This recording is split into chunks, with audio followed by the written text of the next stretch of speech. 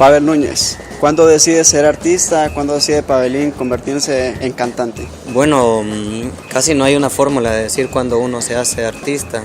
Desde pequeño, en mi caso, ya tocaba el piano como un juguete en primera instancia. Luego por ahí fue apareciendo la guitarra en la adolescencia. Por ahí en la universidad, después ya como un militante político de movimientos estudiantiles, empezó ya a hacer algo más que un hobby. Y no sé, no te das cuenta, de repente estás con todo hasta el cuello y estás en escenarios y estás ya cantando ante la gente. No sé si habrá un comienzo para esto, la verdad. ¿Cómo conoció Pavelín a Pavel Cruz y desde cuándo deciden formar Café Huancasco? Mira que con Pavelón es una historia bastante interesante. Yo andaba en una etapa solista, había sido guitarrista de Carla Lara, habíamos presentado a dúo un par de trabajos fuera de Honduras, en Centroamérica. Y luego yo pues me había independizado y tenía mi propuesta de trova, que también ya la había sacado de Centroamérica, por ahí en el Caribe, en Cuba. Y bueno, Pavelón venía del mundo del rock underground, digamos, en algunas bandas importantes de Tegucigalpa. Por ahí Pavelón me fue a ver a un concierto en el que yo estaba de telonero de Pez Luna, recuerdo. Y al final me propuso que hiciéramos este proyecto, que iba a ser más un proyecto siempre de trova, al comienzo como un dúo. Pues yo acepté, no sé por qué, me gustó la idea, porque yo nunca pensé haber armado una banda, siempre lo mío fue la trova, guitarra en mano y suficiente. También por el compromiso político, es más fácil irse a una toma de tierra, una montaña con una guitarra que llevar toda una banda. Entonces, no sé, me pareció buena la idea de él quería hacer un proyecto políticamente comprometido, pero que también fuera musicalmente ambicioso. Entonces me gustó y por ahí fue creciendo la idea, creciendo. Anduvimos como un año así solo a dúo los dos y por ahí ya nos llamábamos Café Huancasco, de hecho. No sé, siempre hubo una empatía con Pavelón, empezando por la curiosidad de que nos llamábamos igual y que nuestros padres se habían conocido, eso nos dimos cuenta mucho después. Se habían conocido en el Partido Comunista, mi madre y su padre.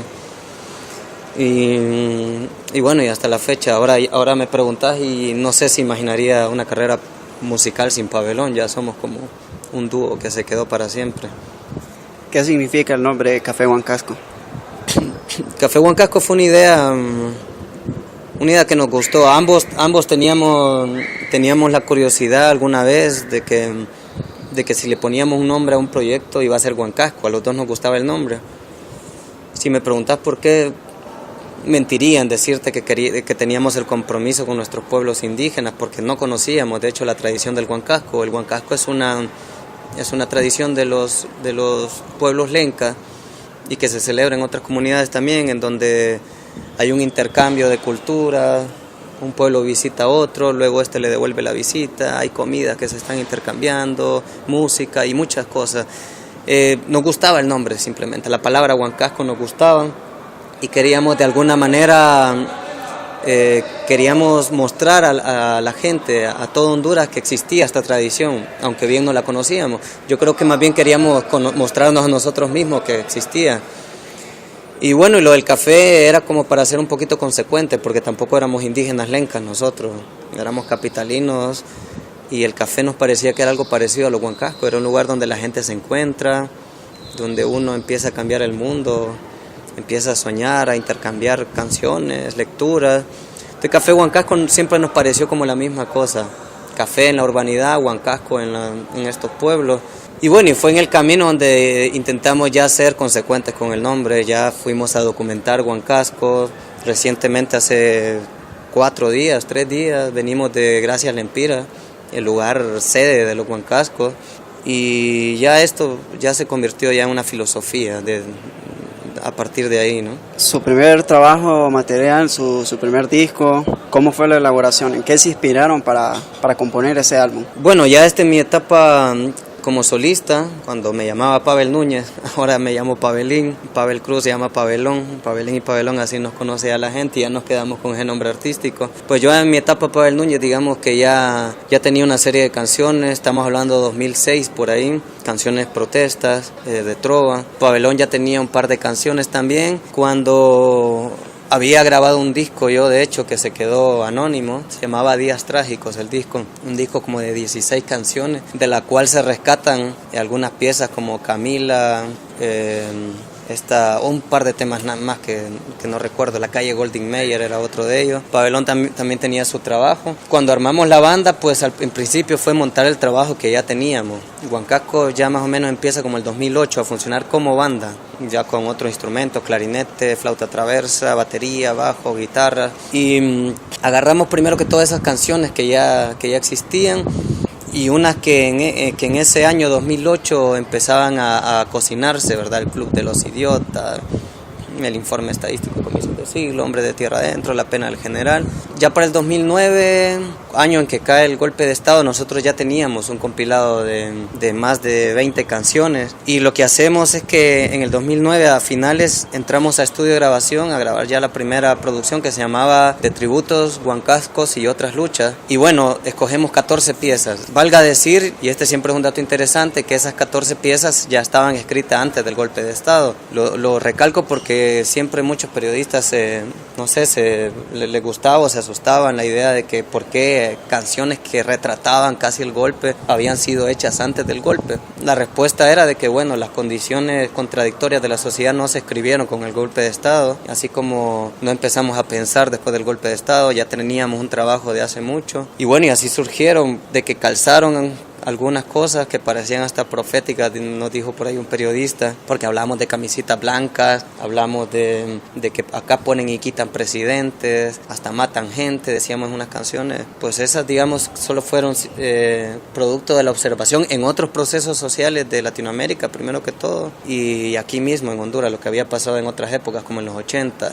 Todo el primer disco nace en esas condiciones, un poco recogiendo nuestros trabajos anteriores. Ya el nuevo material, uno que salió en visual, que se llamaba el 1.5, y ahí ya se recogen temas post golpe, ya temas ya post agrupación musical, y lo nuevo que viene, que también ya son después de toda esa tradición, de toda esa experiencia, mejor dicho, de haber sido como nos tildaba la gente y nos tilda todavía la banda de la resistencia y demás clichés. Café Huancasco ha participado en conciertos internacionales, tanto como nacionales. ¿En qué lugares ha podido tener la dicha de Café Huancasco de estar?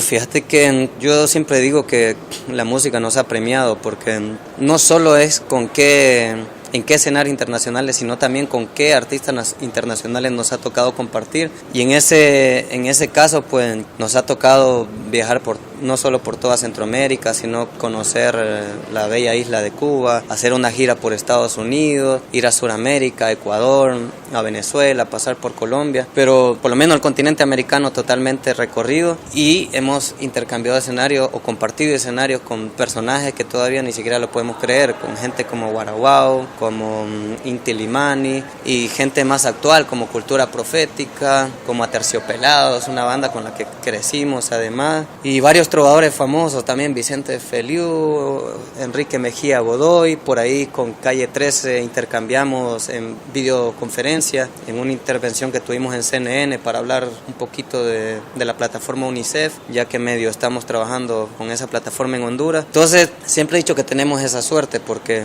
en Honduras no es fácil hacer música y no es fácil llegar a esa plataforma. En Venezuela estuvimos en un encuentro latinoamericano de artistas, de músicos protesta. Por ahí estuvimos con el hijo de Ali I, Sandino I, con los Exalcerines, más de 180 músicos internacionales, y pues Honduras estuvo representado ahí por Huancasco. San Pedro Sula es un lugar especial para Café Huancasco, ya que en 2010 tuvieron problemas con la policía e incluso su equipo fue destruido. Es un lugar especial. ¿Y qué se sintió volver a tocar en San Pedro Sula? Sí, fíjate que en San Pedro Sula ese problema del 2010 obviamente le dio a la gente de San Pedro un sentido de pertenencia de la banda. Ya dejábamos de ser la banda de la resistencia, sino que éramos su banda, su símbolo. Era la primera represión de la era Porfirio Lobo Sosa, era la primera represión desde el golpe de Estado al sector arte, era, digamos, que la represión más estúpida, porque habían asesinado a alguien del público en un concierto donde habían niños, habíamos tenido niños en el hospital intoxicados, habían destruido instrumentos musicales, no eran armas. Entonces hay un sentido de pertenencia a San Pedro. Luego, Valga recalcar que ahí existen plataformas como Radio Progreso, que fue una radio la cual nos sonó. Y digo nos sonó porque en Tegucigalpa exactamente nunca hubo una radio que nos sonara. En Tegucigalpa fuimos totalmente víctimas de la censura, en su totalidad. No hubo ninguna radio, más que periodistas independientes que en sus programas y en sus plataformas pasaban algunas cositas nuestras. En San Pedro tuvimos la suerte que Radio Progreso en toda la zona norte siempre nos apoyó, por ahí también Radio 1 un poquito, y entonces eso nos dio la posibilidad de llegar a otros escenarios. Pues ya se sabe que canciones como El Club de los Idiotas fueron primer lugar en varios top 10 de ahí de la zona norte. Canciones como El Bucero, que aunque son bien regionales en Tegucigalpa, ya fueron canciones muy pedidas. Y entonces en San Pedro, Café Huancasco es casi otra cosa que en Tegucigalpa. Si aquí somos una banda, no sé, amigable, una banda a la cual a la gente le gusta más, ya somos casi una banda de culto, una banda en la que vas caminando por las calles y la gente te pide autógrafos, te pide... Y entonces haber vuelto ahorita, ya en 2014, fue interesante, ¿no? Además porque estuvimos en medio de la feria juniana, nos planteamos ese reto, a ver si podíamos competir con toda una feria, con un Boyacá Family sonando, con las plataformas de Tigo, de Claro, y bueno, fue un concierto bastante hermoso, pues un lleno muy interesante, se habló mucho, la gente mostró como siempre el cariño, la fuerza. San Pedro es un lugar mágico para el Huancasco y en la zona norte en general, como te digo, el Progreso, pero si tuviera que quedarme con un lugar, creo que San Pedro es como nuestro público más emblemático. El nuevo material discográfico Café Huancasco 1.5, ¿dónde nació este disco? El 1.5, pues teníamos el problema económico primero que todo. Huancasco ya había dejado la misma práctica en las calles, porque nuestro mejor escenario y único escenario siempre fue las calles, por lo que Huancasco no tenía patrocinadores, no teníamos las carpas de Claro nunca para que nos ayudaran, no teníamos la plataforma de Televicentro, nadie nos ayudaba a hacer conciertos y también nos negaban la entrada a los restaurantes, a los lugares donde se pueden hacer conciertos. Entonces la única forma que teníamos de mostrarnos era haciendo conciertos en la calle, conciertos bien rudimentarios, pero que de una u otra manera, por la periodicidad de ellos mismos, nos fueron haciendo, digamos que un poco expertos en vivo. Fuimos convirtiéndonos en una banda en vivo, más que en estudio, porque en estudio nunca estábamos. Entonces en una de esas,